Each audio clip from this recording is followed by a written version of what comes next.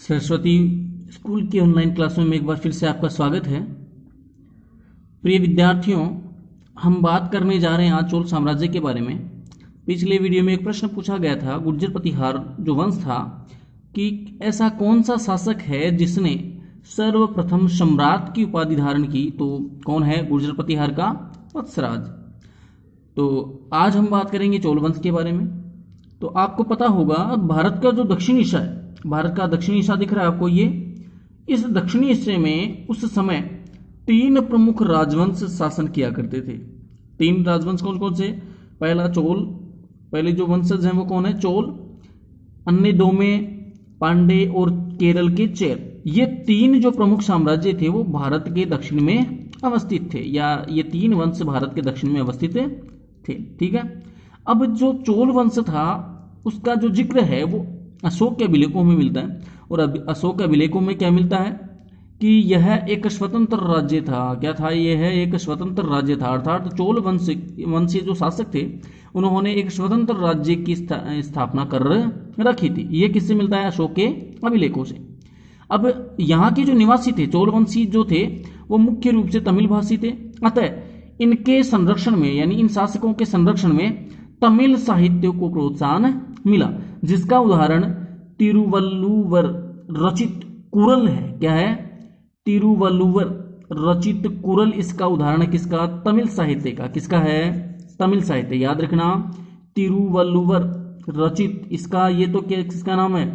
इस कुरल को रचने वाले यानी रचयिता का नाम है। ये इसकी क्या है? रचना। कुरल इसकी क्या है? रचना। ये किसका उदाहरण है? तमिल भाषा के साहित्य का। अब देखो, इनका जो प्रमुख शासक बनता है वो कौन बनता है? सबसे पहले करिकाल। कौन बनता है? करिकाल। अब देखो, करिकाल कब बनता है? लगभग 100 ईस्वी के आसपास। कब बनता है? 100 ईस्वी के आसपास। इसने क्या किया? पुहार व पुगार नगर की नींव डाली। किसने? करिकाल नामक शासक ने। किसने डाली? करिकाल नामक शासक ने। इसके साथ साथ इन्होंने सिंगल से युद्ध किया। ठीक है, शासक का नाम भी हो सकता है, या हमने श्रीलंका का नाम भी आपने सिंगल पढ़ रखा है कि सिंगल द्वीपे। हमें रामायण में भी इसका नाम सिंगल द्वीप ये प्राप्त होता है। तो सिंगल से इसने युद्ध किया, एवं उससे यानी युद्ध से जो युद्धबंदी थे उससे, उन युद्धबंदियों से क्या करवाया इन्होंने? कावेरी नदी के किनारे 100 मील लंबा क्या बनवाया इन्होंने? क्या बनवाया इन्होंने? 100 मील लंबा एक बांध बनवाया। वहीं इसने अपनी राजधानी, देखिए, इसने अपनी राजधानी उरगपुर उरियूर से इसने कावेरी पत्तनम स्थानांतरित कर दी। किसने? करिकाल ने। किसने कर दी? करिकाल ने। इसके बाद में जो अगला शासक बना वो बना आदित्य। कौन बना? आदित्य। कब बना? 880 ईस्वी से लेकर 907 ईस्वी तक ये शासक रहा। और ये किसका पुत्र था? विजयपाल का पुत्र। किसका पुत्र था? विजयपाल का पुत्र। इसने क्या किया? पल्लव राजा, देखो नाम इसका अपराजित है राजा का नाम, लेकिन ये हार गया था। किससे? आदित्य से। कौन और हार गया? अपराजित। पल्लव राजा था अपराजित, वो आदित्य से हार गया। ठीक है। इसके बाद में आदित्य का पुत्र परांतक प्रथम ये गद्दी पर बैठा। उसने क्या किया? सबसे पहले पल्लवों की शक्ति को इसने क्या किया? कुचला। किसने? आदित्य ने। किसने? आदित्य ने। आदित्य के पुत्र परांतक प्रथम ने। किन्होंने? आदित्य के पुत्र परांतक प्रथम ने।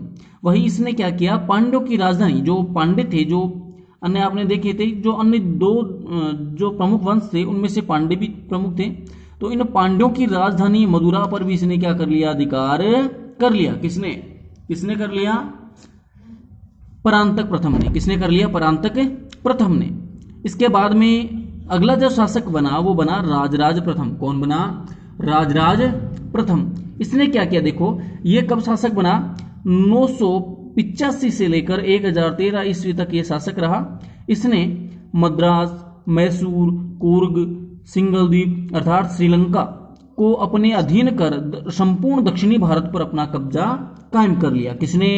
राजराज प्रथम ने। किसने किया? राजराज प्रथम ने। अर्थात हम ये भी कह सकते हैं कि इन सभी पर इसने अपना आधिपत्य स्थापित करके लगभग संपूर्ण दक्षिणी भारत पर एक छत्र इसने शासन किया। किसने? राजराज प्रथम ने। इसके बाद में इसने क्या किया? अपनी राजधानी किसे बनाया? तंजौर को बना लिया। किसे बना लिया? तंजौर को अपनी राजधानी बना लिया। किसने? किसने बनाई? राजराज प्रथम ने। और तंजौर को राजधानी बनाकर वहां पर एक मंदिर का निर्माण करवाया, जिसे हम राज राजेश्वर मंदिर के नाम से पुकारा जा सकता है, या हम इसे दूसरे नाम से पुकार सकते हैं, बृहदेश्वर। क्या नाम? बृहदेश्वर के नाम से भगवान शिव को जो समर्पित जो मंदिर है उसका निर्माण किसने करवाया? राजराज प्रथम ने। ये कंपटीशन एग्जाम का लेवल का प्रश्न भी है कि राज राजेश्वर अर्थात बृहदेश्वर मंदिर का जो निर्माण है वो किसने करवाया? तो राजराज प्रथम ने। इसके बाद में जो अगला जो शासक है वो राजराज प्रथम का पुत्र राजेंद्र प्रथम गद्दी पर बैठा। कब?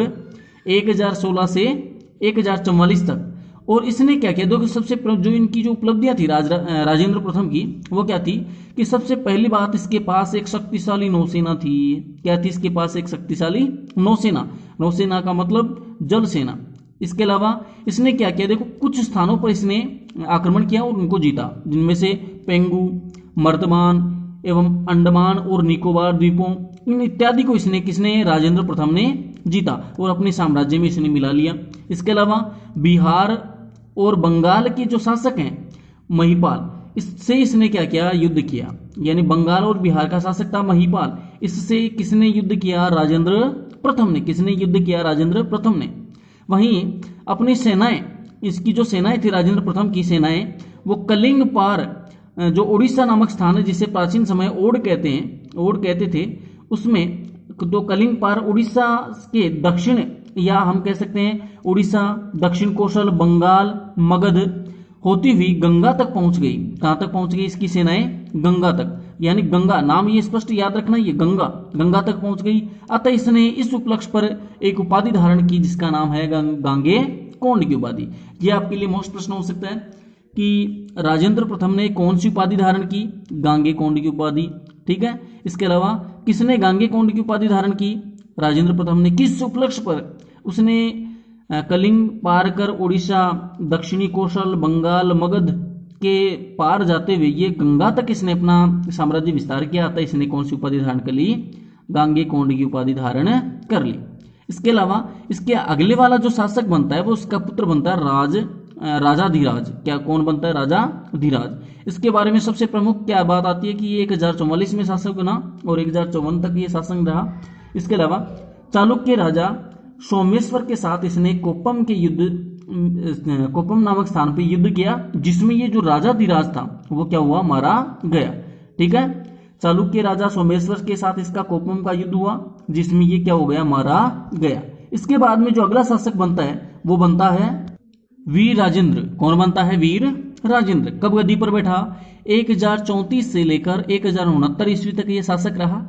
इसने क्या किया? सबसे पहला काम, चालुक्यों को कुंडल संगमम के युद्ध में हराकर इसने अपने जो पूर्वज का नाम है राजाधिराज, इसकी हार का इसने क्या लिया? बदला लिया। किसने? वीर राजेंद्र ने। किसने लिया? वीर राजेंद्र ने। यानी चालुक्यों को कुंडल संगमम के युद्ध में इसने हरा दिया और अपना बदला लिया। इसके अलावा हम इसके जो आगे वाला जो शासक है उनके बारे में विस्तार से ज्यादा कुछ नहीं है। एक जो अंतिम शासक इनका आएगा राजेंद्र कुलोतुंग प्रथम, इसके बारे में पढ़ेंगे। लेकिन इससे पहले ये देखें, क्योंकि ये मोस्ट है, उत्तराधिकारी के लिए अब इसके बाद में वीर राजेंद्र के बाद में उत्तराधिकारी के लिए इनके शासकों के बीच युद्ध छिड़ गया, जिसमें राजेंद्र कुलोतुंग प्रथम नामक जो शासक था उसको गद्दी प्राप्त हुई या सिंहासन उसको प्राप्त हुआ, जो कब सिंहासन पर बैठा? 1070 से 1022 ईस्वी तक ये शासक रहा। इसकी जो माँ थी, देखो ये चोल और चालुक्य दोनों से सम्मिलित था, या इनके हम कह सकते हैं पिता चालुक्य था और माँ चोल। तो इनकी जो माँ थी वो तो चोल राजकुमारी थी और पिता क्या था? चालुक्य राज्य स्वामी था। क्या था? चालुक्य राज्य स्वामी। इस प्रकार से हम कह सकते हैं कि कुलोतुंग ने चोल चालुक्य के नए वंश की स्थापना की और इसने लगभग 40 वर्ष तक शासन किया। किसने? कुलोतुंग ने। किसने किया? कुलोतुंग प्रथम ने। इस प्रकार से ये जो चोल जो साम्राज्य है वो पूरा होता है। अब हम इसके बारे में अगली चर्चा करेंगे, इसके प्रशासन के बारे में चर्चा करेंगे। यानी हम कह सकते हैं कि चोल कालीन जो प्रशासन था उसके बारे में चर्चा करेंगे। अब देखो चोल कालीन जो प्रशासन था ये इसका, क्योंकि इस पार्ट से आपको पता है एक नंबर का प्रश्न आएगा और एक प्रश्न आएगा 4 नंबर का, अर्थात ये 5 अंक का है और इसमें से 2 प्रश्न पूछे जाने, एक लघुतात्मक प्रश्न होगा और एक अति लघुतात्मक प्रश्न होगा। तो सबसे प्रमुख जो बात है इसकी क्या है, यह ग्राम पंचायत प्रणाली पर आधारित है। कौन? चोल प्रशासन। इसके अलावा चोल प्रशासन जो था वो 6 प्रांतों में विभक्त था, जिसे मंडलम कहा जाता था। क्या कहा जाता था? मंडलम। और ये मंडलम जो थे वो उनको स्वतंत्रता प्राप्त थी, लेकिन केंद्रीय विधानसभा इसमें नहीं थी। अर्थात केंद्रीय विधानसभा का इसमें क्या था? अभाव था। अर्थात हम कह सकते हैं कि प्रांतों को मंडलम कहते थे, और मंडलम क्या थे? स्वतंत्र थे। अर्थात इनके जो प्रांत थे वो स्वतंत्र थे, लेकिन इसमें केंद्रीय विधानसभा का क्या था? अभाव था। मंडलम के जो उपभाग थे, यानी मंडलम के जो छोटे रूप हैं, यानी मंडलम कोट्टम में बटे हुए थे, वहीं कोट्टम नाडु, कुर्रम और ग्राम में विभक्त थे। सबसे जो छोटी इकाई थी वो ग्राम थी। क्या थी? ग्राम थी। ठीक है, हम दोबारा से कह सकते हैं कि चोल प्रशासन मंडलम में, यानी ये 6 प्रांतों में बटा था, जिसे मंडलम कहते थे। मंडलम के उपभाग यानी इनके जो छोटे भाग हैं, मंडलम कोट्टम में बटे हुए थे, कोट्टम नाडु में, इसके अलावा नाडु कुर्रम में, और सबसे छोटी इकाई इसकी क्या थी? ग्राम थी। अभिलेखों में नाडु की सभा को नाटर और नगर की श्रेणियों को नरतार कहा गया है। ठीक है, यानी अभिलेखों में नाडु की जो सभा थी उसे क्या कहा गया? नाटर। और नगर की जो श्रेणियां थी, यानी नगर की श्रेणियां को नगरतार नाम से स्पष्ट नगरतार कहा गया। ठीक है, इसके अलावा गांव के प्रतिनिधि का जो निर्वाचन था वो, यानी इसको जो चुनाव था वो निर्वाचित होता था, यानी गांव का प्रतिनिधि निश्चित रूप से इसमें क्या होता था? निर्वाचित होता था, प्रतिवर्ष इसमें निर्वाचित होता था। इसके अलावा जो टैक्स था यानी कर था वो कुल उपज का 1/6 भाग था, और ये जो टैक्स था वो अनाज एवं स्वर्ण मुद्राओं के रूप में लिया जाता था। वहीं चोल प्रशासन के दौरान सोने के सिक्के प्रचलन में थे, जिन्हें क्या कहा जाता था? कांसू कहा जाता था। क्या कहा जाता था? कांसू कहा जाता था। और एक सिक्का 16 औंस का होता था। 16 औंस का होता था। विशाल स्थल, इनके पास विशाल स्थल सेना थी, और एक जहाजी बेड़ा था। अर्थात इनकी जो सेना थी वो स्थलीय सेना भी थी, और इनकी जो नाविक यानी नौ सैनिक इनके पास थे। इसके अलावा सिंचाई की जो बड़ी बड़ी योजनाएं इन्होंने पूरी की, ये इनकी देन भी हम कह सकते हैं कि जो चोल शासक हैं उन्होंने सिंचाई की बड़ी बड़ी योजनाओं को क्या किया? पूरा किया। इसके बाद में आता है चोलकालीन कला, यानी चोलों के समय, चोल राजवंश के समय कला का किस प्रकार से विकास हुआ। तो चोलों ने क्या किया? प्रारंभ से ही पल्लव जो स्थापत्य कला थी उसका अनुसरण किया। अर्थात लंबे समय तक इन्होंने पल्लवी जो, यानी पल्लव शासकों के द्वारा स्थापत्य कला जो जिसका स्थापना की गई थी, या जिस शैली का अनुसरण किया गया, उसी शैली का चोल वंशीय शासकों ने भी अनुसरण किया। इनके समय जो मंदिर था वो मुख्य रूप से किस शैली में बनाए जाते थे? द्रविड़ शैली में। किसमें? द्रविड़ शैली में। जिनकी विशेषताएं क्या थी? ये वर्गाकार विमान के रूप में बनाए जाते थे। इसके अलावा इनमें मंडप 2 प्रकार के हो सकते हैं, अर्धमंडप और सभा मंडप भी जिसमें कह सकते हैं जिसमें बैठकर हम प्रार्थना करते हैं।